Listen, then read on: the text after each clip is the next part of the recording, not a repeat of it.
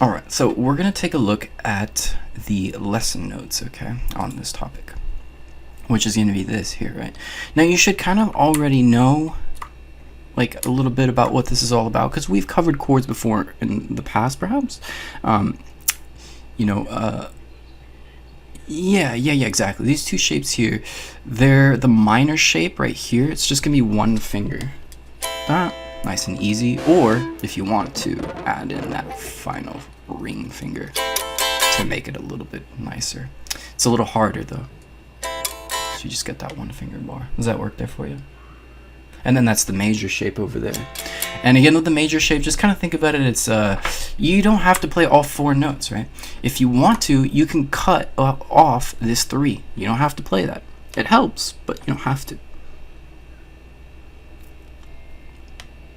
And over here, you don't have to play this 1. You can just play a 1, 2, 3. So it doesn't have to be all 4. Right? So that's nice and easy. You get the minor and the major. So we have 3 minor chords that we can play and 3 major chords. Do you already kind of know what the 3 minors and 3 majors are that we're sort of trying to master and learn and remember and really just sort of use as a basis for theory from now on? The 3 minors, the 3 majors.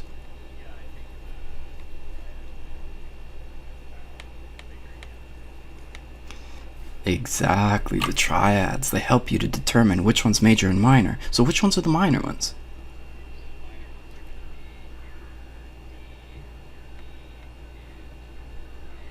That's perfect.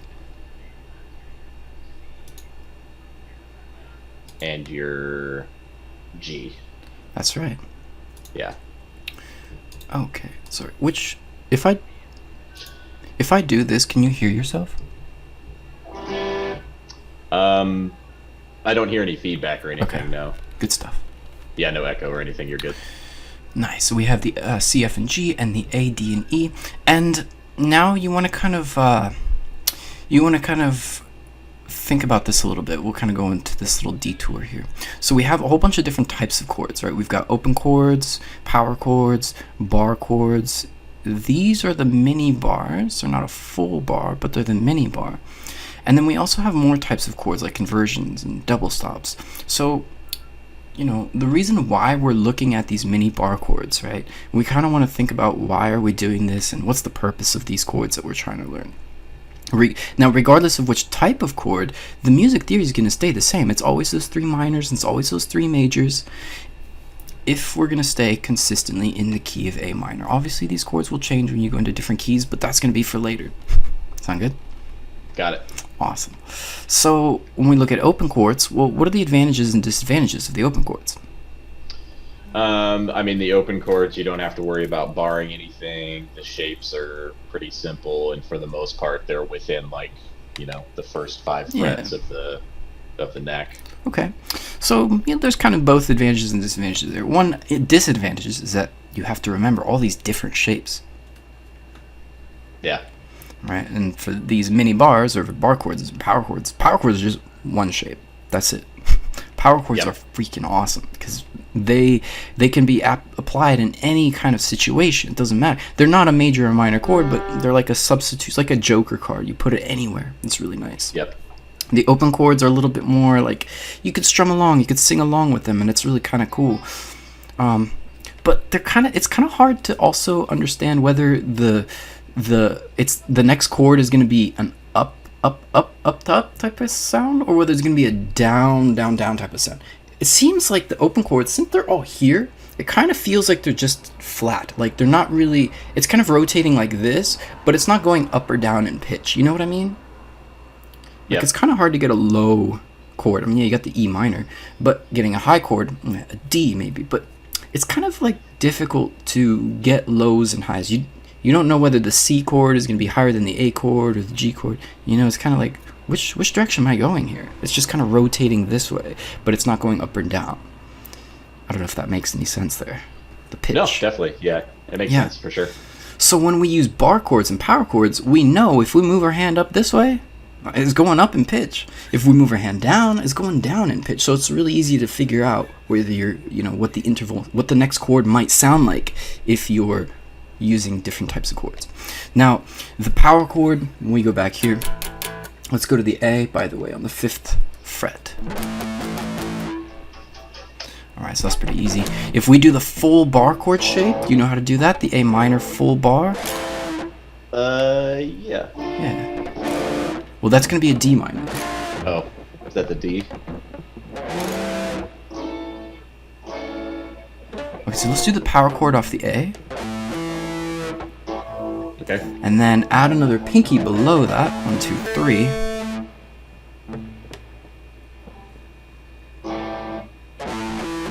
Got 3 notes there, right? Can you pluck it separately? 1, 2, 3. Just 3. 1, 2, 3.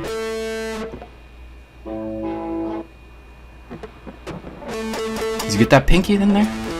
I think so. Oh, wait, sorry. There it is. Now we just bar the index the whole way down. Oh, yeah, okay. Awesome.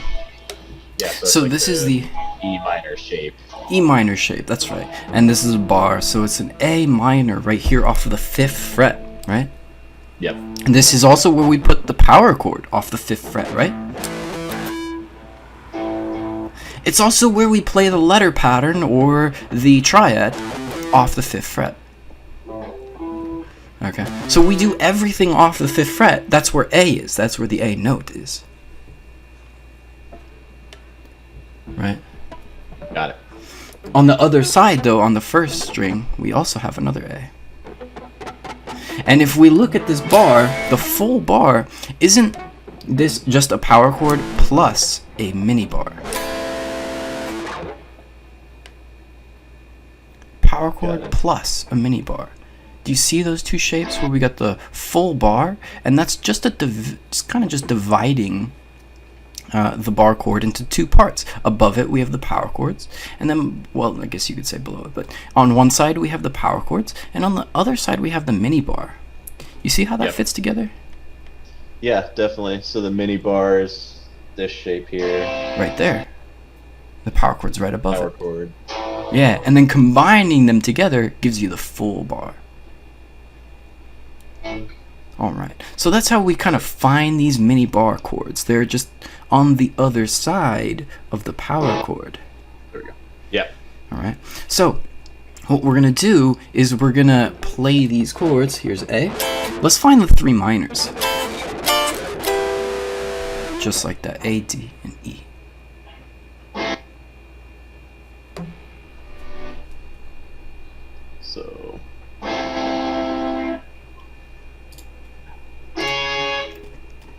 So where's the D note? the A there, and then the Where's the D note on the E string? oh,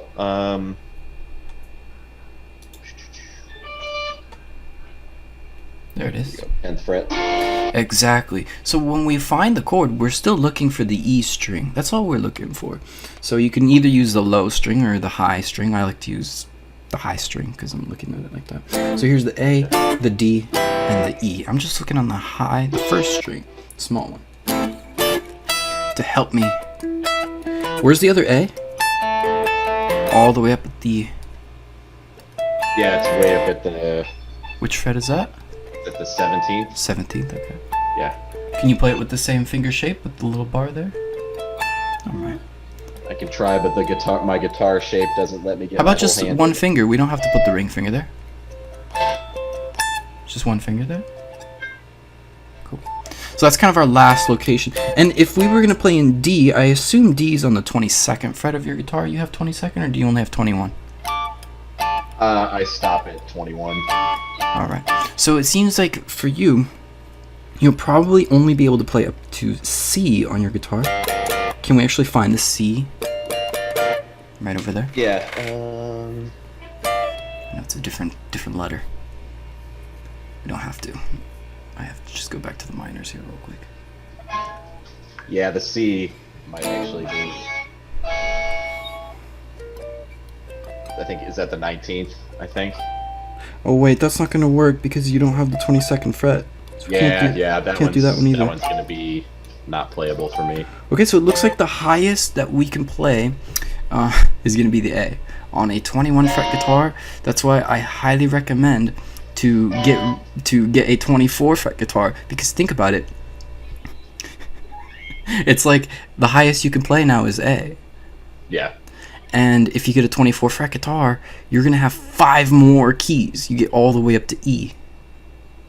It's 5 letters. Yeah. 5 more That'll be keys. definitely an investment later on, for sure. And you can get one of these, by the way, for only like $150, or maybe $200. You can get one of the, the Ibanez guitars. They're actually really good. I was going to get one myself here. But anyway, let's just go ahead and take a look at the minors that we have now. So we have the A, the D, E, top A, and low E, which we can actually just play as an open chord. Got it. Let's play those chords.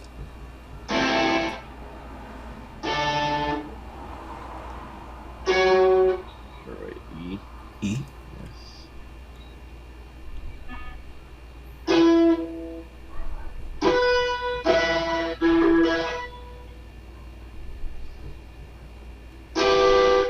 Nice. How about the high A? Just one finger up there. Nice. We really want to put that in there. It's important, right? Let's take a look at, like, what can we do now with these chords that we have here, and how do we make it sound good? Well, remember that we always want to start on what chord?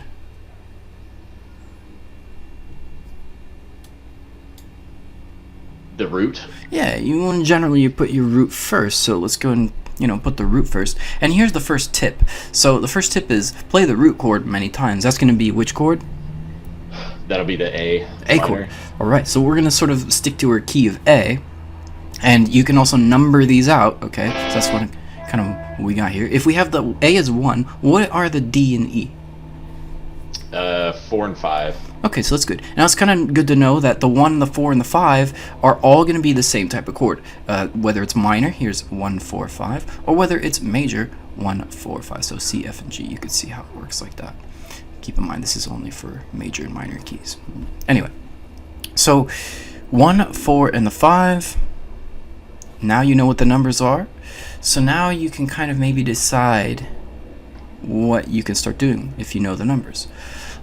The first tip is to play the root chord many times. So if you play the 1 and the 8, which are the same chords, you can sandwich them together. You can play the root chord by switching back and forth between the low A and the high A.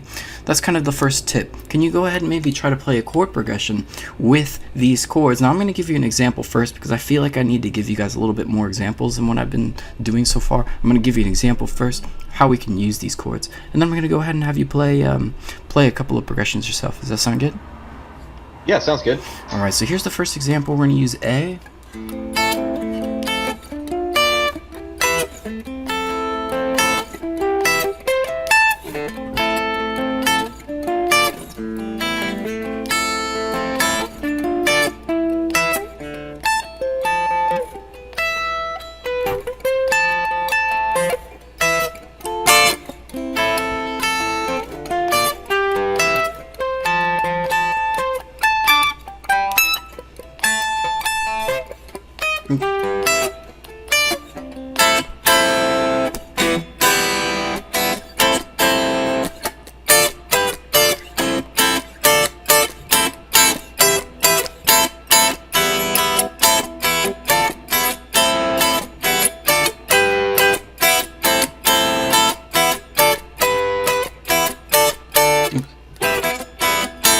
Ooh, that was a mistake.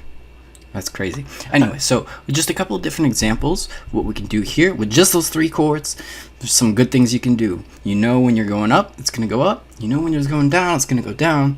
And you can jump around pretty easily. So let's just play a little bit with these minors. You saw I was going between the 8 and the 1. Now, we also, well, let's just start with that. You want to go and try that? Sure. So when you say the 8, well, I guess the 8 is going to be too high for me to get to, but is it? I think so. Is that the? Oh, Yeah, right there. That's the 8th. Okay, yeah, so that'll be the max. Okay. Yeah, you could do that. It's good to practice at the high frets. I threw in the 22nd, 24th. What's that? I threw in the high D and E, so you could hear that. Sounds good. Got it. So we can strum this stuff, we can arpeggiate it, and kind of just see what happens. Okay.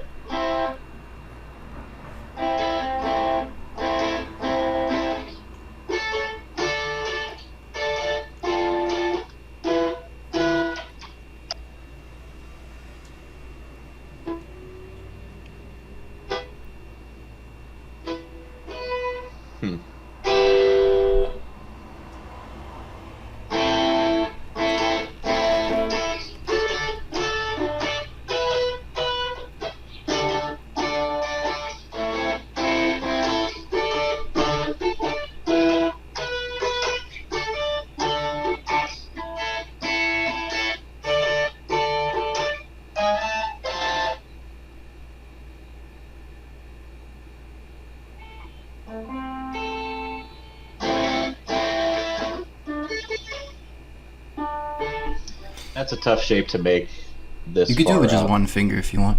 And keep in mind, by the way, that you could also play zeros. The zeros are going to be the E minor. Zeros. 0, 0, 0. Oh. Yeah, that's E minor. Oh, okay. So that's one of them. Open E minor. Yeah. Okay. Yeah, and you can use one finger. You don't have to throw in the ring finger. If you don't want to do that, you can just keep it one finger. It'll work. Okay. And that's all you need. You could also use the bar with the ring finger. Try to ring finger bar. So like if you're going to be, yeah, you could do it there. If you're going to be on like the D and E, it's good to use index finger on the D and ring finger on the E. Just to kind of make it a little easier.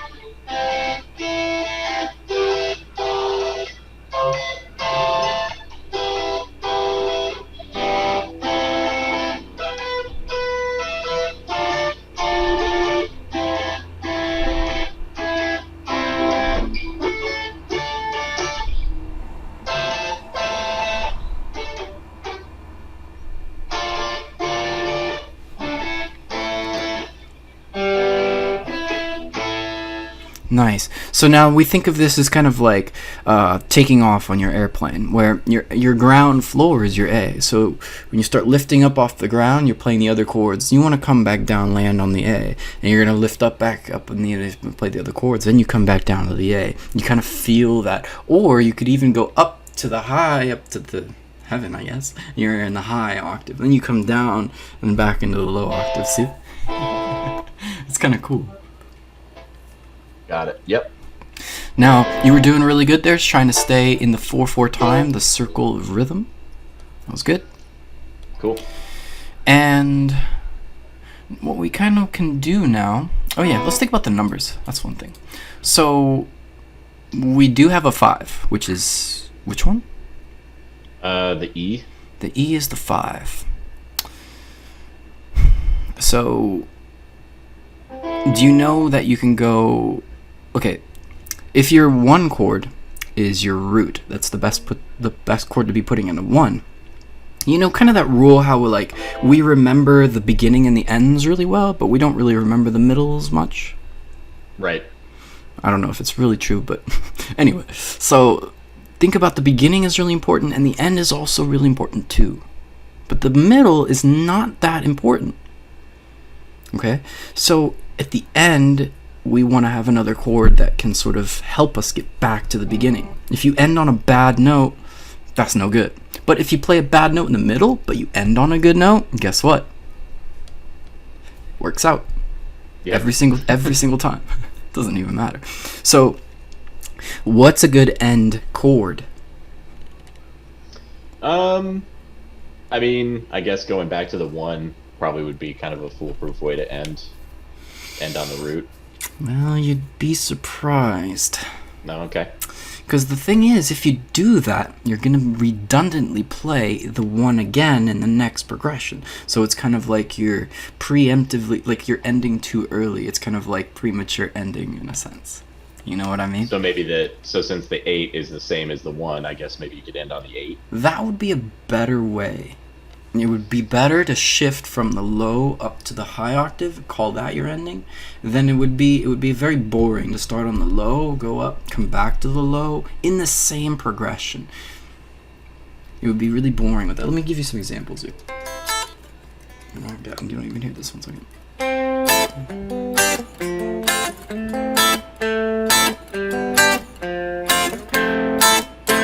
It's a premature ending, you feel it.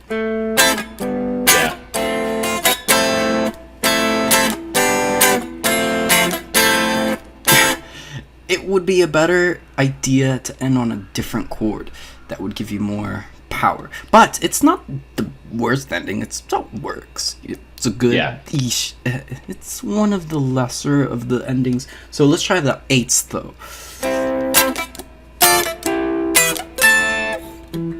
See if that actually sounds like an ending.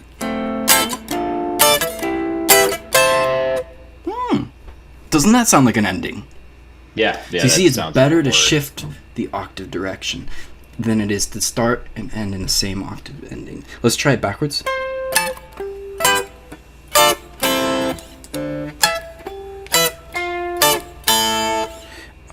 We could also start high, end high.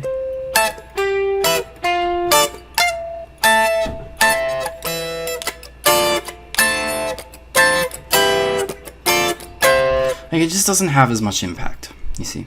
So you could flip back and forth between the 1s to 8, 8 to 1. Those are pretty good ways to end some chord progression. You want to try these a little bit, by the way? I guess I should have probably let you do this. Well, actually, let's try a different ending. I want to try a better ending than the 1s. Okay, sure. You find another number that you might think, and I've already got a hint there. Actually, it's this direction, by the way. There's a hint on the screen. You can see it right over there. There's a hint. See the hints?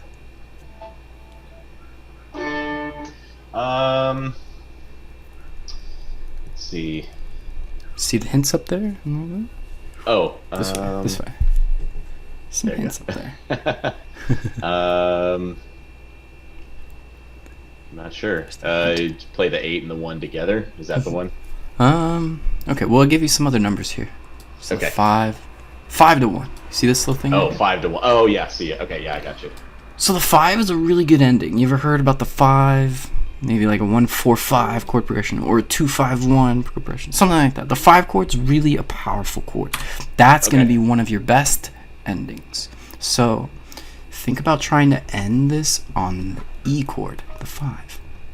Got it. Let's try some of those options. See what you could do.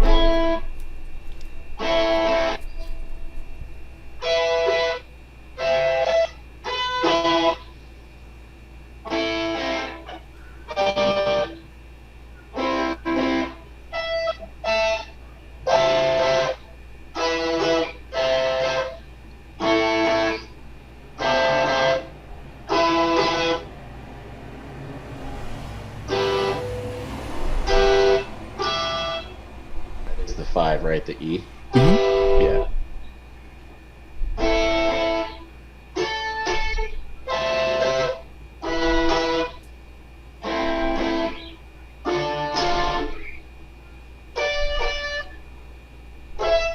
Keep in mind, we also have the E minor chord at the very end. You could play that as just a regular E minor open chord.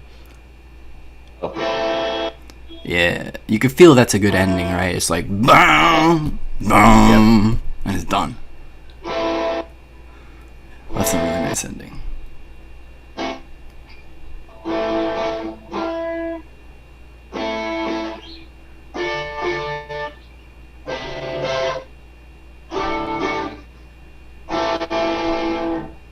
All right, so, yeah, so that kind of goes on the 4th number when you're writing this chord. Let me go ahead and even let's take a little note on this here.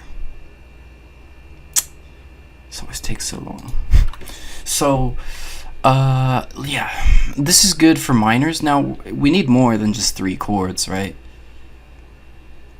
Because we have other numbers, and this, for example, says 7 to 1. We don't really have a 7 yet. We would have to practice the major chords to get the 7. So let's take a look at the major chords now. All of a sudden, let's. I'll just go with this 1, 2, 3, and 4. This is how you want to kind of be thinking about how you make your chord progressions.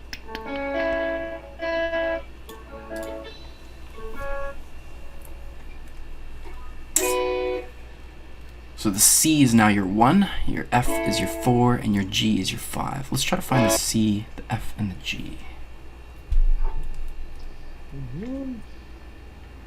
This is on the E string, so it's going to be fret 1 is your F. Oh.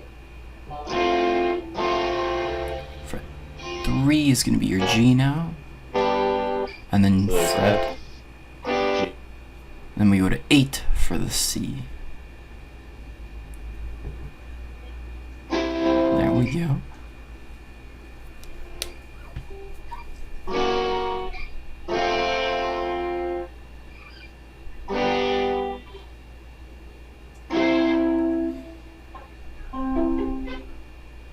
That's pretty good. And we also have a high F and a high G.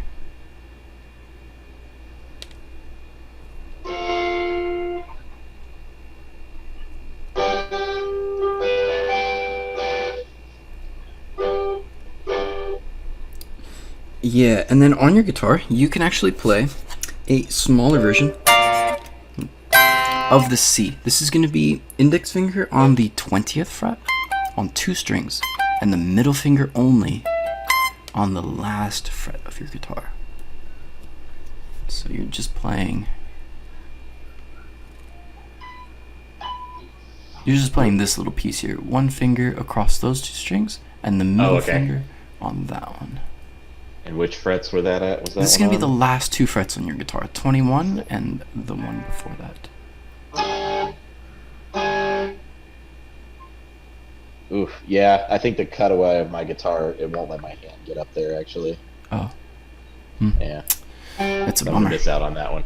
Yeah. I'm very confused why they make guitars like this. Like, they just, give you these guitars that you can't play the high notes. Yeah. It's so bizarre. Yeah. The same thing with acoustic guitars. They give you only 12 frets. It's kind of sad. Yeah, that's true. My acoustic is only maybe I can play 15. 13. Yeah, I can play 13, 15. Oh my God. Yeah. So, anyway, I guess you can play the high C note at least. Just for sure. Right up there.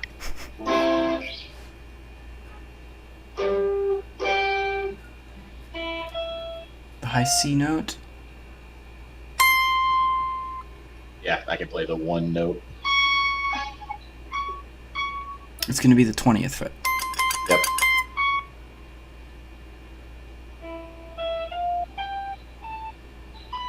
There it is, yep. Yeah, do you see how there's no dot on that? Yep. Because when we start over here on the C, it's in between the dots. Alright. So, with that in mind, let's do the same thing we did with A, just kind of strumming back and forth. Get your C as your 1, F and your G. B is the 1. C is your 1.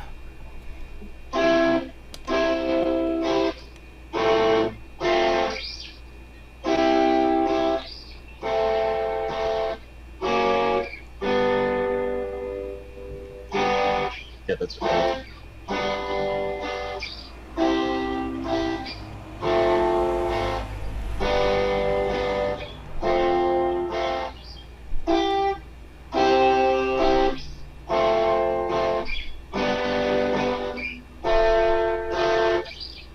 Good. Let me ask you a question. What chord are you ending on? I guess I'm ending on the boring root. Are you sure about that? Thought so. Was I ending on the C there? Well, that wasn't really quite the ending. Think about it this way. You have a 4 chord selection here. 1, 2, 3, 4. What's the 4th chord? Oh, I guess I was ending back on the F. That's correct. What number is that? That's the 4. Awesome. Okay, so you can see a 4 ending sounds great. There's nothing wrong with. Pretty good. Yeah, there's nothing wrong with ending on these other ones. It's just if you end on a 5, it'll actually feel a little bit stronger. Let's try ending on the G chord. See if you can find a G chord to end on.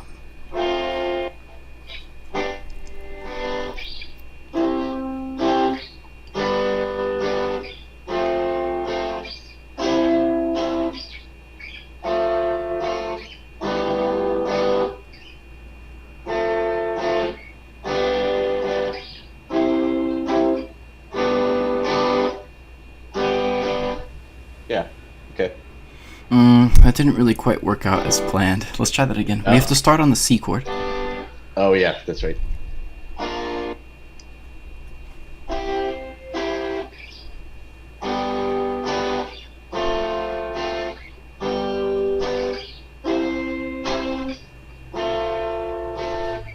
All right. Okay, unfortunately, if we do that, now you've thrown 5 chords into the mix, right?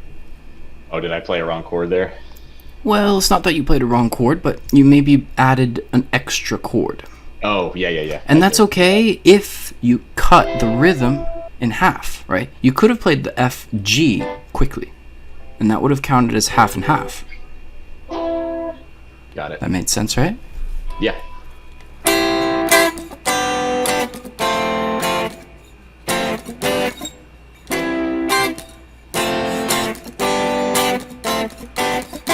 Okay, so that would be kind of what I was talking about there.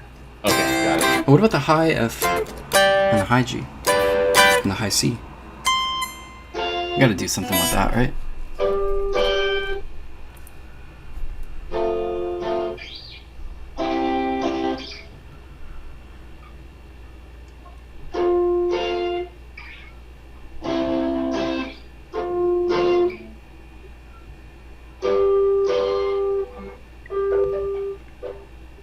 Try just 3 notes there. 1, 2, 3.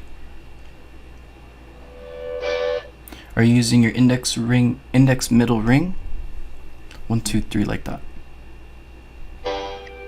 We don't need to do a bar here on this one. It's not necessary. Oh, like a C shape. Yeah, kind of like a C, like 1, 2, 3 like that.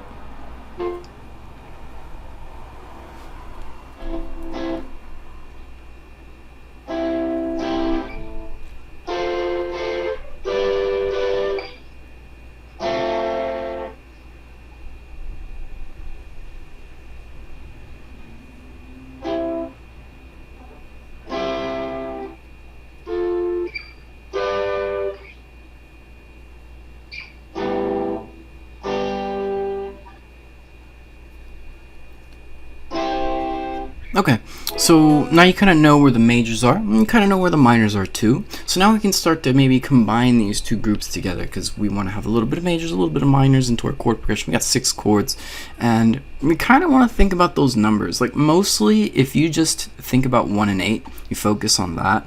Whichever chord you pick is your 1, and it doesn't have to be A, it doesn't have to be C. It could be like E, you could choose that as your 1. Just try to focus on one of these chords you're going to choose as your root. Right? Okay. And then you're just going to focus on just keep coming back to that chord. Put it on the first one. Put it on the last one if you want to. It's totally fine to put the 4th chord. You put the root chord anywhere. The root chord goes anywhere you want it. And then just consider what's the best ending chord. Maybe a 5 would be a good ending. A 7 would be a good ending. An 8 if you were starting on the 1. Something like that. You put those chords last, and then you come back to your 1. So let's try this, and we're going to go and put on a little backing track. We're going to head back here, and you see these little drum tracks here. You're going to go ahead and toss these on me. You got the 190, the 120. We'll go ahead and put one of those on. I'll give you a quick example here just so we can do that. And it's really simple. Again, we're just going to play with these chords. I'm going to actually choose E minor as being the 1, because I want to show you that you can actually force the sound of the 1 for any of the chords. It doesn't have to be A or C. All right. So here we go. Let me make sure you can actually hear this as well. I'm just gonna do. Can you hear that? Yes. Okay, so that's good.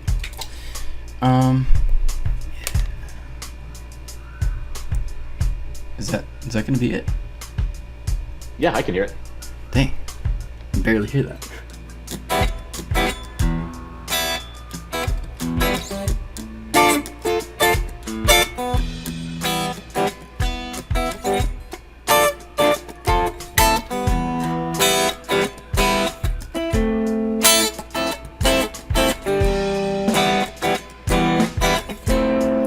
This is the fourth chord. 1, 7, 8, 7.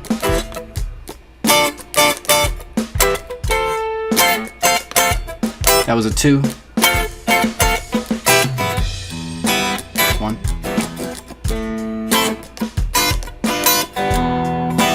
Here's the problem with E. Once you go to the B, fourth chord, here's your B. This is a diminished chord, isn't it?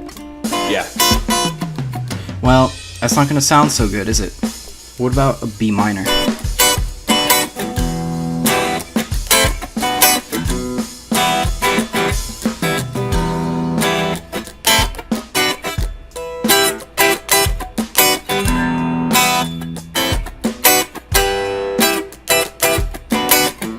What about B major?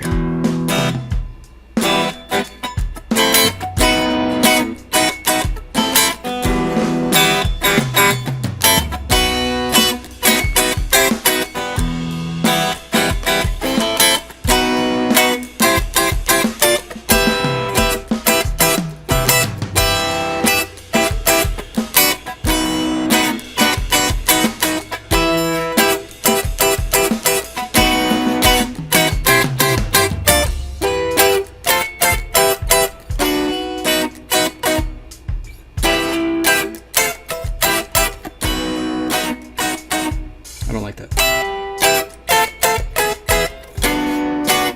Minor chord bears.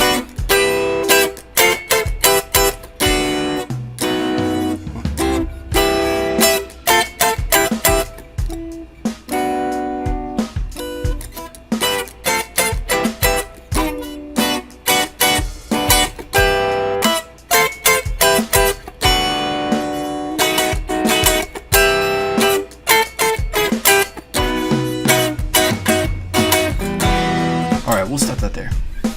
Okay, so when you write these chord progressions, you kind of have to think about like controlling what you're doing, because it's really easy. It's really easy to control chords because you get to stay on them for a while.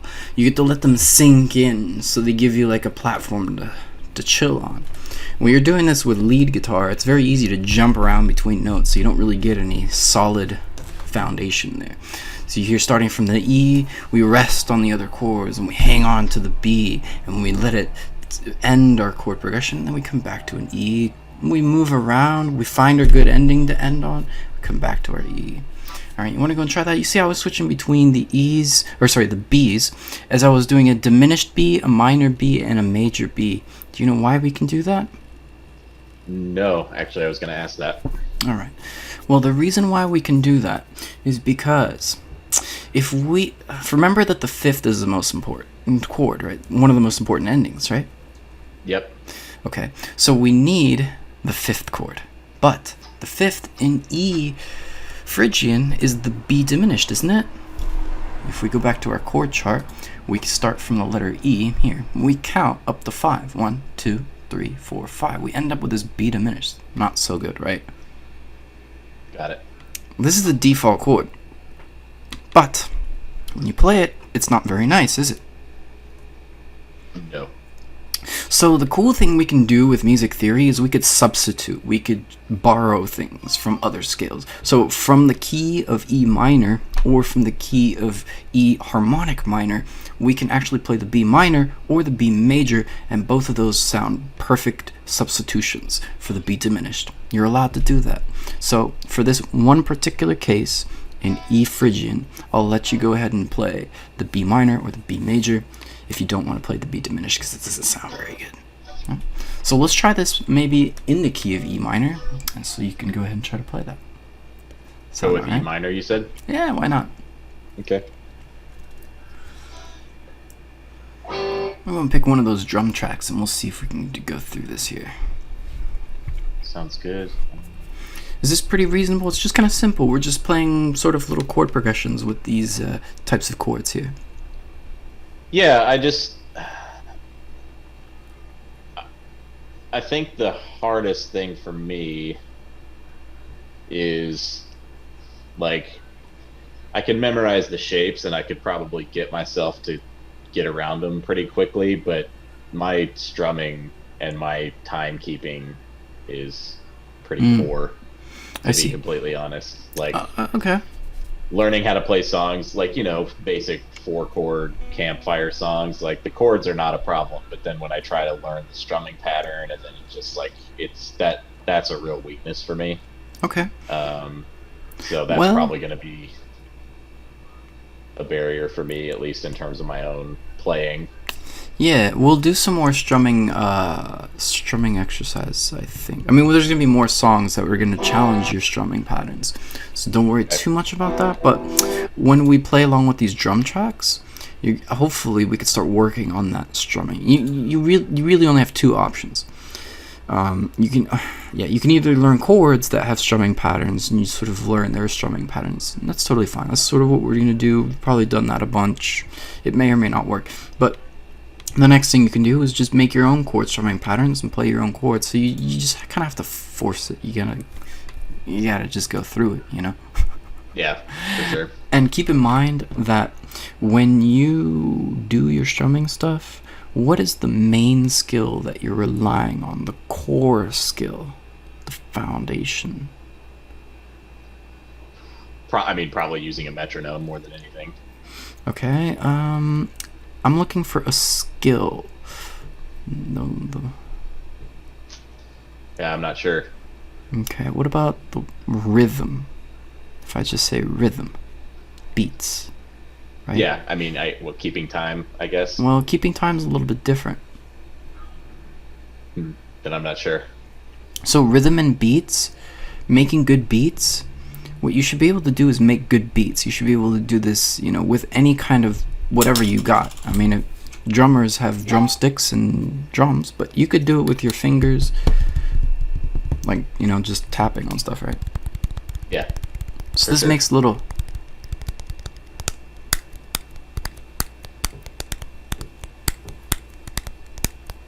if you can make beats like that, you're going to have no problem strumming.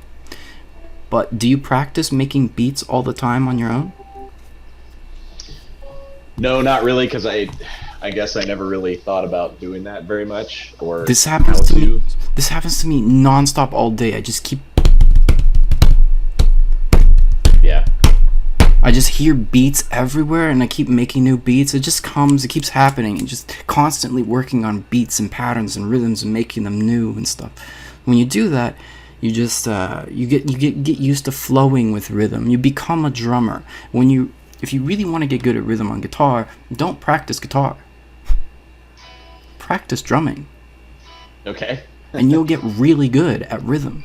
And then you can play your guitar with the new rhythm skills that you have. Your ability to make beats. You should be able to make beats out of anything. You pick, this jar and this ibuprofen can, and I'll make you a nice beat.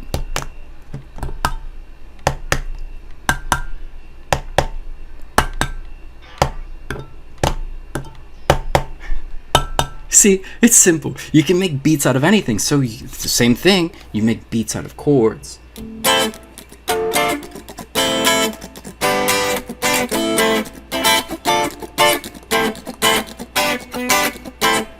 So it works the same way. You see, it's a transferable skill. But you can't expect to be good at strumming guitar sort of right off the bat. You have to practice the rhythm skill separately with just your bare hands. And then it becomes a part of your physical being. You are a rhythm channeler. I'm sorry, I went off on a huge tangent there, but does that really make sense there? Yeah, it does. I mean, again, it's a thing that, I know I just probably need to find more targeted ways to practice so that I can get better at it, because ultimately I want to learn how to play songs better, and right now I still don't feel like I can play a whole lot of songs. So, and I think the thing that holds me back is, learning how to play those good rhythm sections with all the open chords. I know all the open chords, like the open chords, and getting to them is not a problem for me. Like, that's a beginner skill that I think I'm pretty good at these days, but putting it into a song and like playing along with a track is just, it's miserable for me right now. Okay. Well, do you notice how like right now, just as we're talking, my hand is making beats. It's just sitting there doing this as I'm just doing something. So what I would suggest, if you're listening to music or if you're just sitting around, just start making beats. Just nonchalantly, just off to the side, just start making beats. You start doing that every single day, nonstop, just make it a habit, like make it a bad habit. Some people chew their nails. I make beats. It's a bad habit of mine. I do it all the time, nonstop.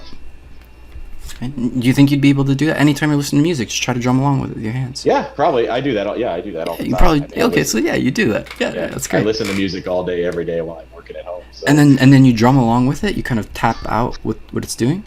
Yeah, like I'm usually tapping on my mouse or exactly. Like yeah, keep doing that. Or something. But also make it more complicated. Can you do that? Yeah, I'm sure I can. Yeah, increase the complexity. Okay, so let's go back to chords. Go ahead and try to strum this out here. 10 or 15 minutes of practice here. We'll go ahead and put on that drum track. See what we could do here.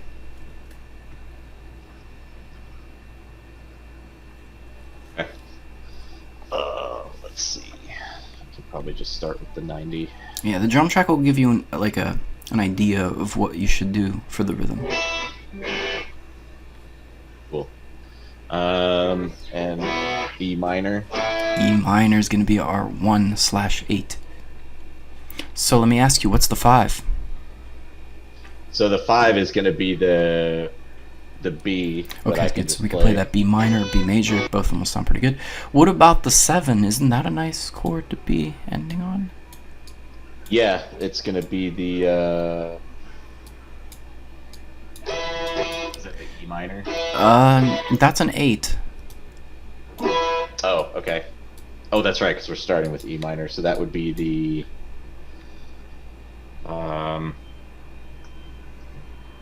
What comes before E?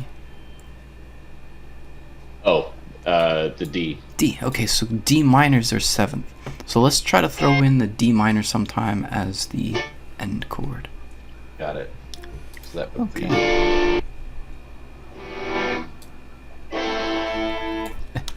There we go. Go and try this out here. Let's see what happens. Okay, cool. Bam, just like that.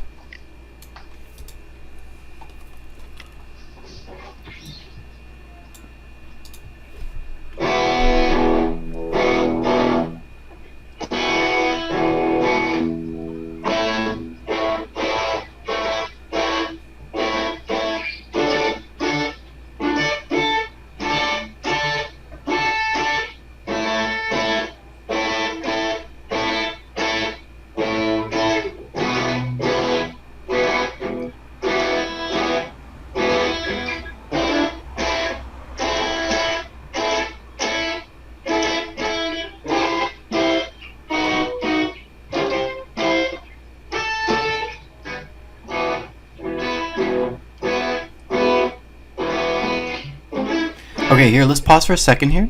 We have a small issue. You were doing good here with the strumming and the chord progression was actually really, really nice. But there was one thing that we noticed. What did we notice? I'm not sure. Okay, so the root actually was A in this case. We came back to A and it sounded like home bass. Can you play the A chord? What? Oh, the A?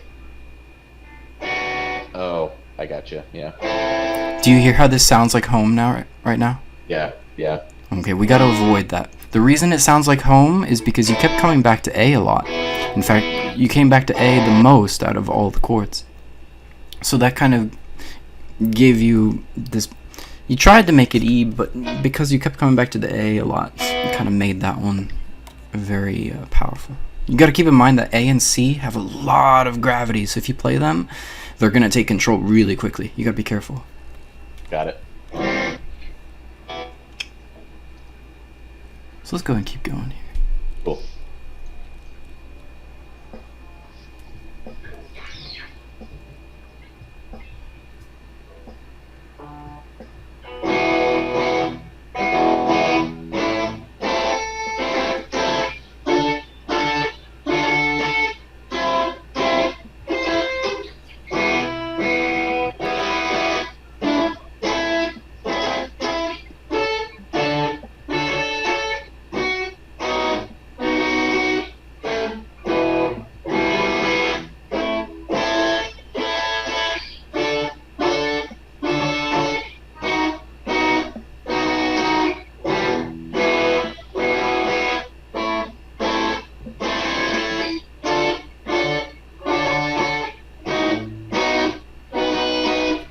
Good. Now, in this case, do you hear the B, the major B?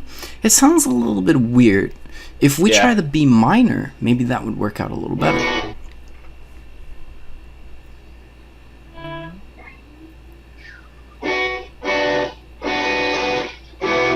That's a smoother change. That probably is a little better, yeah. Hey, you just gotta try it out.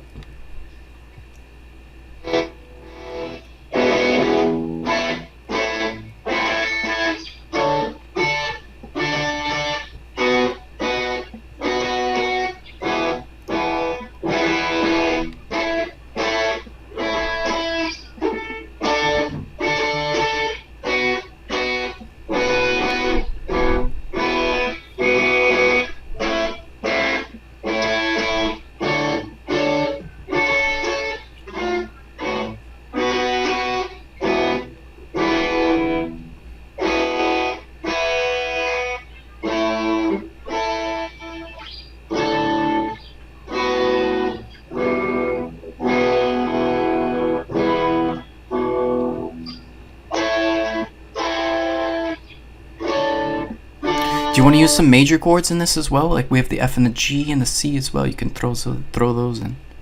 Sure.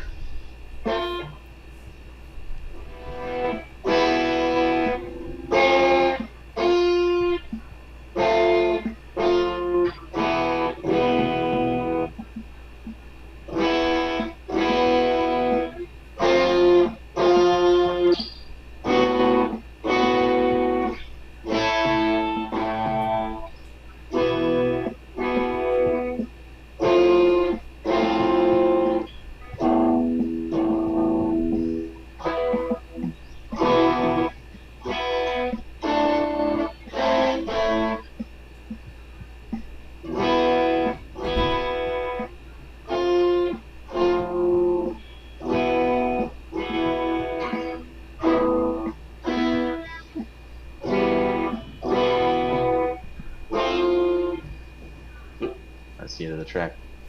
Yeah, okay, the majors trip me up a little bit, but yeah, I can... Let's keep playing here. Let's try another track. Okay. That was pretty good. That was pretty good. Now, I hear when we come to that B, we seem to be missing it a little bit. I'm not sure. I can't really hear it too well. Yeah, I think I am missing it, honestly. I just need to... Yeah, well, we haven't really played that chord all that much, so it's sort of a new zone. I missed it too sometimes. It's alright. Yeah. We'll get used to it. It's the B. And I'm not playing, I'm probably not playing higher up either, like... That's okay. It's not a big deal, but you can. That'd be cool. One important thing, though, is one great way to force the root. You remember we had that problem with the A thing? Well, you took care of that problem by sort of eliminating. I stopped playing it. Yeah, that was good. But there's another way that we can sort of snatch control back. How's that? Play the 1 and the 8 together and sandwich them. And you just go between high and low ones. Just do that. You'll see.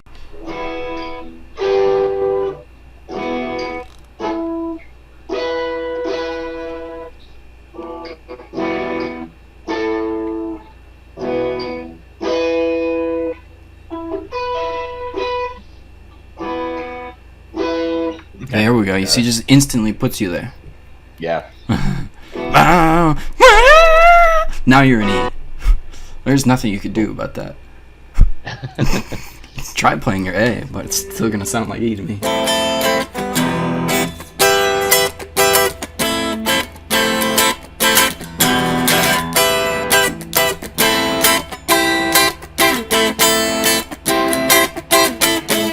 can try as much as I want.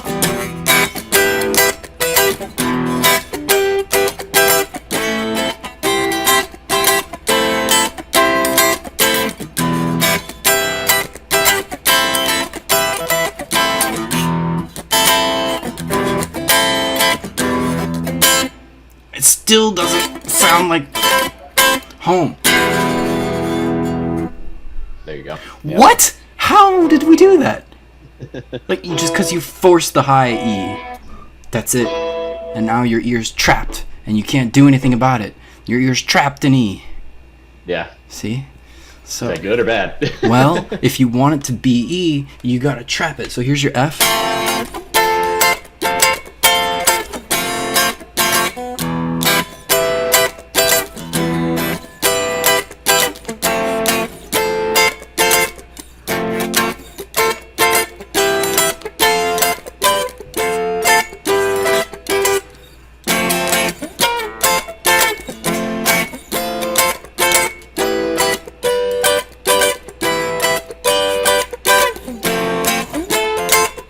Whoa, well now we're an F.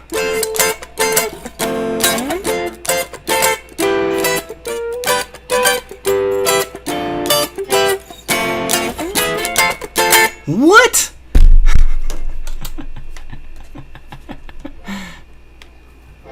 Yeah, go and throw that in. Try to do it a little jam here with the track.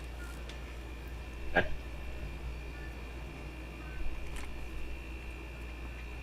What with the 100 Yeah, sure. BPM, see what that sounds like. I think it'd be fine.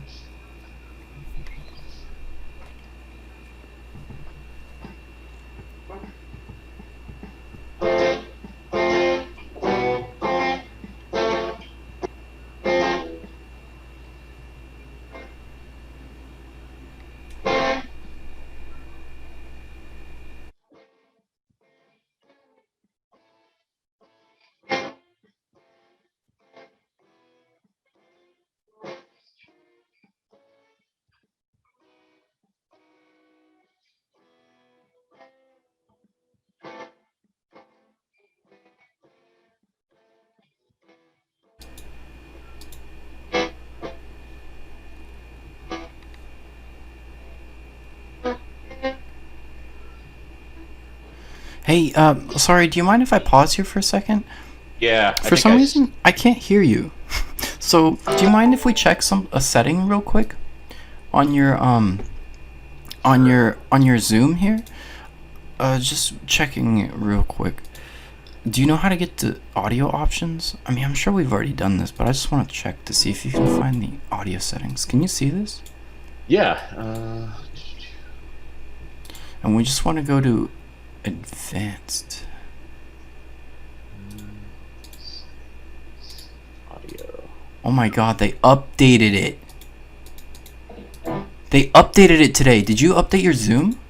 No, I didn't. I don't think anyway. What the heck? They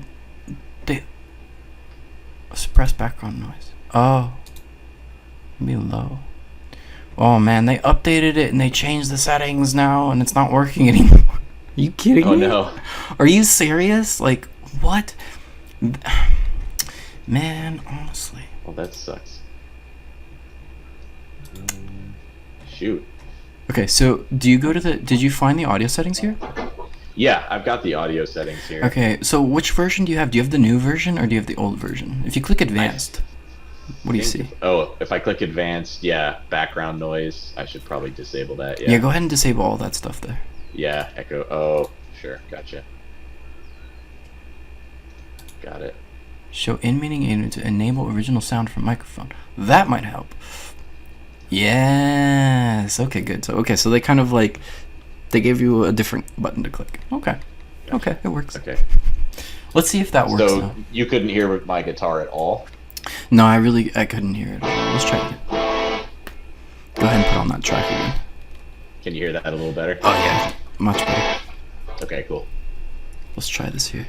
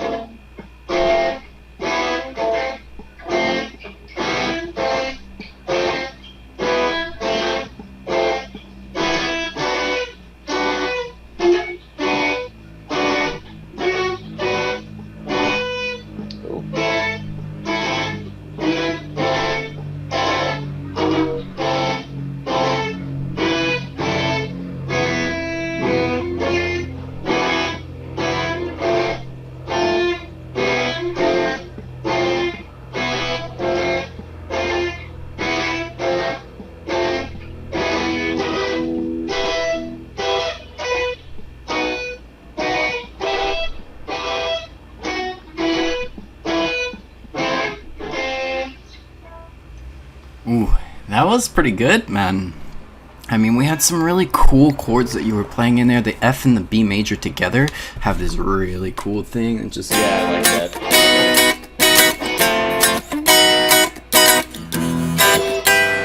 that was pretty sick. Yeah, throwing the E in there felt good too. Yeah, low to high E, really critical, because throughout most of that, my ear was struggling to figure out what that root was. I knew you were trying to do the E, but at the same time I was like, wait a minute, but you could be doing it with an F. You were trying to force the F as the root when you were doing this here.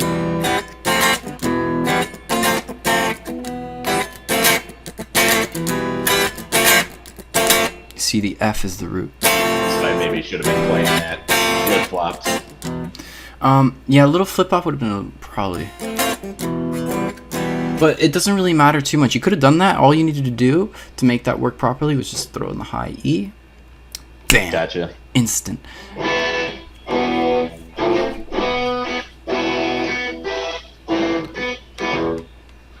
See that?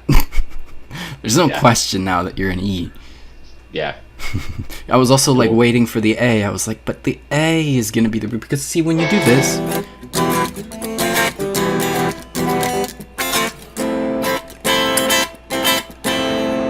really takes you back to A, because what you're doing is you're playing a you're playing that 5, kind of would take you back to A pretty easy. So it seems like it's pretty important to keep the 1, 4, and 5 in there in some way. Yeah, the 5 is really important. The 1's really important. I definitely wasn't playing the 5 as much as I probably should have, just to like... Yeah, the 4 is a little less important. You don't really need to put your 4s as much. The 5 is the critical chord. The 1 and the 8, I would say. Those are the most important ones. And the 7th as well. Another really important chord. Did you play your 7th? That was... D minor D, here? right, I think. Oh, the D. 10th fret? Oh, yeah. I probably didn't work that one in at all. Wait, hold on. Yeah.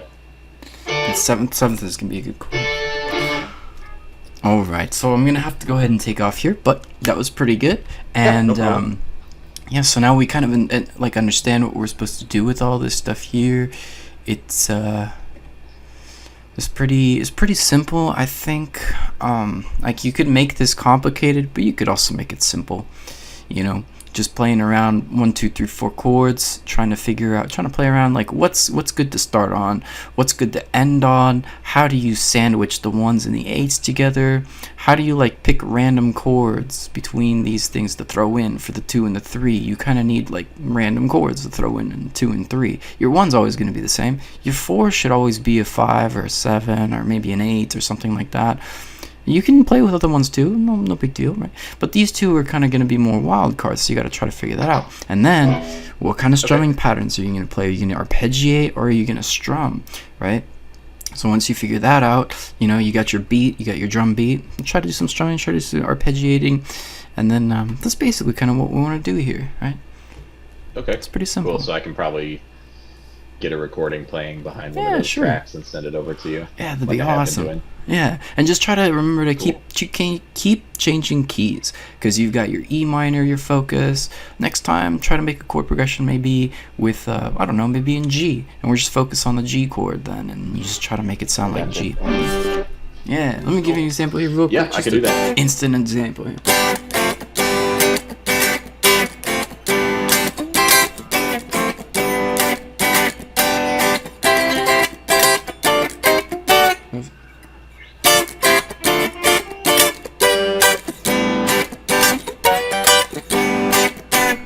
You can see, just bring this straight back to G. All these things are about controlling stuff and just making everything sound really nice. Alright, cool, man. Do you have any questions real quick so we head out? No, man, I think I'm good. I'll try and get a recording for you with one of these drum tracks, and I'll try to write out some chord progressions too. Yeah, let me go ahead and give you... so that I can at least... Yeah, that would be good too. But... Writing them down would be very helpful for a couple of times there at least. I can give you on this one here Maybe, okay, we'll try a 4. Is that okay? Yeah, give me a 4, and maybe I can get an 8 with the recording later in the week. Yeah. Because the 4 is only there because we haven't done a lot with it. I want to hear more different keys. I know you can get a couple of those keys. You're starting to get pretty decent with it, but I need more exposure to this. We need just a couple more, like, more different things coming from you, more different types of examples of playing these different chords. When I hear that and I feel you're more fluid with this, we'll go and bump that up a couple more points. That was really good, man. Was that pretty fun? Sounds good. Awesome, dude. Yeah, that's a lot of fun, actually. Yeah, it's really I've cool. done some more of the improvising too with some of the triads, but this will be kind of cool to switch it up this week. So Yeah. You could put these two together. You could play chords. You could go triads. Even mix them in the same track. Yeah. Maybe later we could do that. Well, this will help me work on some strumming patterns too, so I'll definitely try and do that. Sweet. So. All right, cool, Fletcher. I'll see you around, my man.